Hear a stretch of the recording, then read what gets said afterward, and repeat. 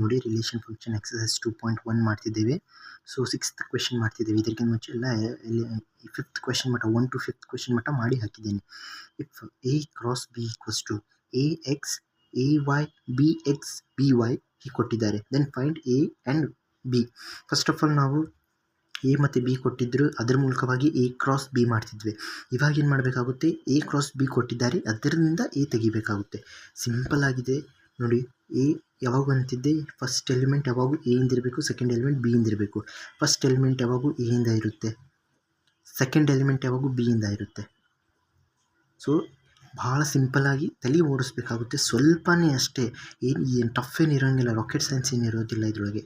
ಸಿಂಪಲ್ಲಾಗಿ A first element A ಇದೆ. ಇವಾಗ ಸೆಟ್ನಲ್ಲಿ ಯಾವಾಗೂ ರಿಪೀಟ್ ಆಗಲ್ಲ. ಸೊ ಎರಡನೇ ಸಲ ಎ ಬರೋದೇನು ವೇಸ್ಟ್ ಅದು. ಸೊ ಬಿ ಅಂತ ಬರೀತೇನೆ. ಬಿನೂ ಇನ್ನೊಂದು ಸಲ ರಿಪೀಟ್ ಮಾಡಬಾರ್ದು. ಓಕೆ, ಇದಾಗಿತ್ತು ಎ. ಇವಾಗ ಬಿ ಎಲ್ಲ ನಾನು ಏನು ಮಾಡಿದ್ದೀನಿ, ಸ್ಕ್ವೇರ್ ಬಾಕ್ಸ್ನಲ್ಲಿ ಹಾಕಿದ್ದೇನೆ.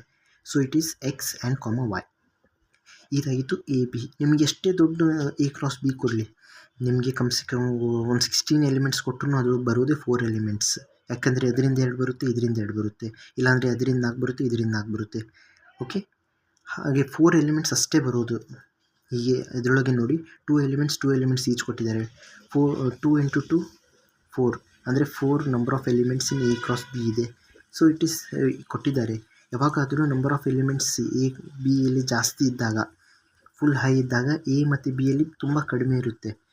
ಅಂದರೆ ತುಂಬ ಅಂದರೆ ಅದರೊಳಗೆ ಇವಾಗ ನಂಬರ್ ಆಫ್ ಎಲಿಮೆಂಟ್ಸ್ ಈಕ್ವಲ್ ಇದ್ದರೆ ಎಕ್ಸ್ಪೋನೆನ್ಷಿಯಲ್ನಲ್ಲಿ ಕಡಿಮೆ ಇರುತ್ತೆ, ಇಲ್ಲಾಂದರೆ ಅನ್ಈಕ್ವಲ್ ಇತ್ತಂದರೆ ನೀವು ಹುಡುಕಬೇಕಾಗುತ್ತೆ ಈ ರೀತಿಯಲ್ಲಿ. ಫಸ್ಟ್ ಎಲಿಮೆಂಟ್ ಇದ್ರದ್ದು, ಸೆಕೆಂಡ್ ಎಲಿಮೆಂಟ್ ಇದ್ರದ್ದು ಬರುತ್ತೆ ಅಂತೇಳಿ. So thanks for watching. ಏನಾದರೂ ಟಫ್ ಅನಿಸಿದರೆ ದಯವಿಟ್ಟು ಕಮೆಂಟ್ ಮಾಡಿ. ಸೊ ಮತ್ತು ವಿಡಿಯೋನ ಲೈಕ್ ಮಾಡಿ, ಸಬ್ಸ್ಕ್ರೈಬ್ ಮಾಡಿ.